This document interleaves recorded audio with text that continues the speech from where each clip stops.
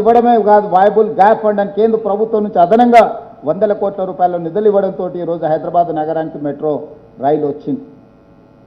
ఇవన్నీ చరిత్రలో చంద్రశేఖరరావు గారు చెరిపేస్తే జరిగే సత్యాలు కావు.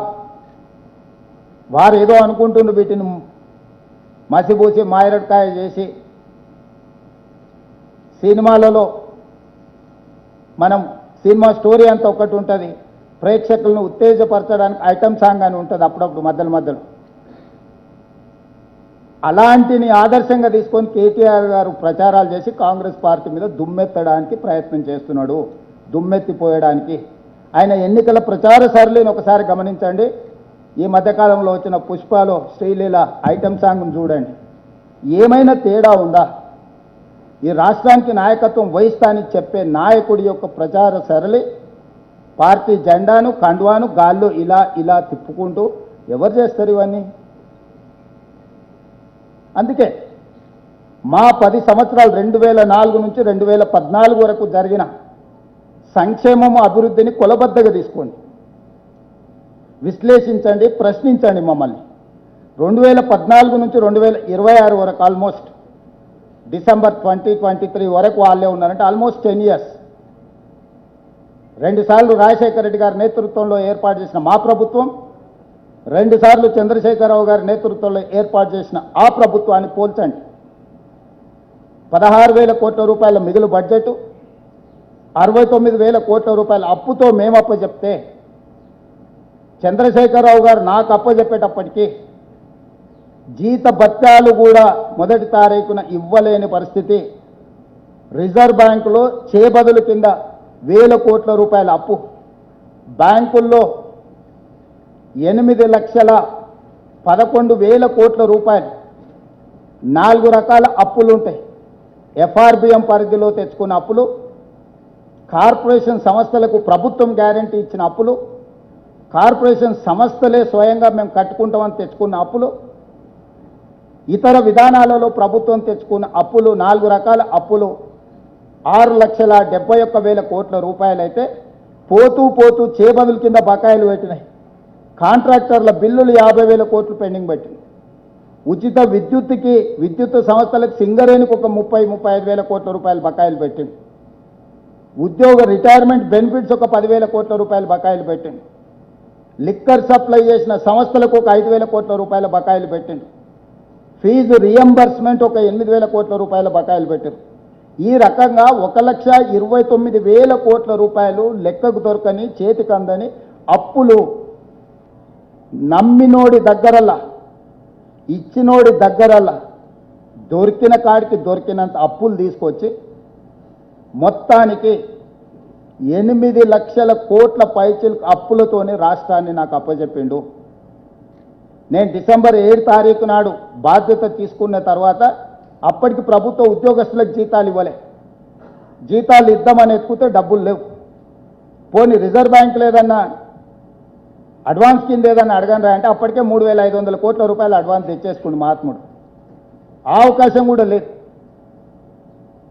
అంటే పూర్తిగా రాష్ట్రాన్ని దివాలా తీయించి లాస్ట్ థ్రెడ్ మీద తెగితే పాతాళంలో పడిపోయే స్టేజ్లో మాకు అప్పచెప్పింది. ఇప్పుడు నేను అడుగుతున్నా, ఈ 10 సంవత్సరాలల్లా వారు నిర్మించింది అమరవీరుల స్తూపం, చెర్లులు పడి పర్రెలు వాసి 60 కోట్లతో మొదలుపెట్టి 250 కోట్ల అవినీతి. బాబాసాహెబ్ అంబేద్కర్ విగ్రహం 65 కోట్లతో మొదలుపెట్టి 200 కోట్ల రూపాయల అవినీతి. సెక్రటేరియట్ 400 కోట్ల రూపాయలతో మొదలుపెట్టి 2,000 కోట్ల రూపాయలకు పెరిగింది. కమాండ్ కంట్రోల్ రూమ్ నా 300-400 కోట్లతో పెడితే 1,200-1,300 కోట్లకు పెరిగిపోయింది. 1,00,000 కోట్ల పైచీలకు 1,02,000 కోట్ల రూపాయలు కాంట్రాక్టర్లకు బిల్లు చెల్లించిన కాళేశ్వరం 3 ఏళ్లలో కట్టడం కూలేశ్వరం అయిపోవడం జరిగింది. వారు కట్టిన కమాండ్ కంట్రోల్ రూమ్తో ఒక ఉద్యోగం వచ్చిందా? వారు కట్టిన సచివాలయంతో ఒక ఉద్యోగం వచ్చిందా? వారు కట్టిన ప్రగతి భవన్ అని ఆయన విలాసవంతమైన జీవితం కోసం బాత్రూమ్కు బుల్లెట్ ప్రూఫ్ అద్దాలు పెట్టుకున్న భవనంలో ప్రజలకు ప్రవేశం ఉండేనా? తెలంగాణ ప్రజలు సాధించుకున్న తెలంగాణలో తెలంగాణ పరిపాలనకు గుండెకాయ అయిన ప్రగతి భవన్లో ప్రజలకే ప్రవేశం లేదు, నిషేధిత ప్రాంతంగా ఉండే. ప్రజా యుద్ధ నౌక గద్దరన్న పోతే ఎర్రటెండకు 3 గంటలు బయట కూర్చోబెట్టిన పరిస్థితి ప్రగతి భవన్ ముందు మనం కళ్ళతో చూసినాం. వీటి వల్ల కానీ కాళేశ్వరం వల్ల కానీ 1 ఎకరాకైనా నీళ్ళు ఇచ్చిండ్రా? కాళేశ్వరం లేకుంటే ఈరోజు భారతదేశంలోనే అత్యధికంగా వరి ధాన్యాన్ని ఉత్పత్తి చేసి 1 సంవత్సరంలో 2,85,00,000 మెట్రిక్ టన్నుల వరి ధాన్యాన్ని ఉత్పత్తి నా ప్రభుత్వం సాధించింది. భారతదేశంలోనే ఉమ్మడి రాష్ట్రంలో కూడా ఆంధ్రప్రదేశ్ తెలంగాణ కలిసి కూడా ఆనాడు ఈ స్థాయిలో వరి ధాన్యాన్ని ఉత్పత్తి చేయలేదు. 65 లక్షల ఎకరాలలో వరి పండించి ఒక సీజన్లో, ఇంకొక సీజన్లో 54 లక్షల ఎకరాల వరిని పండించి 2 సీజన్లు కలిపితే దాదాపుగా 1,10,00,000 15 లక్షల ఎకరాలలో వరి ఉత్పత్తి చేసి 2,85,00,000 మెట్రిక్ టన్నుల వడ్లను ఉత్పత్తి చేసిన ప్రభుత్వం మాది. సో వారు 20 లక్షల కోట్లు 10 సంవత్సరాలలో చంద్రశేఖరరావు గారి చేతిలోకి వచ్చినాయి. అప్పులు గిప్పులు పోను.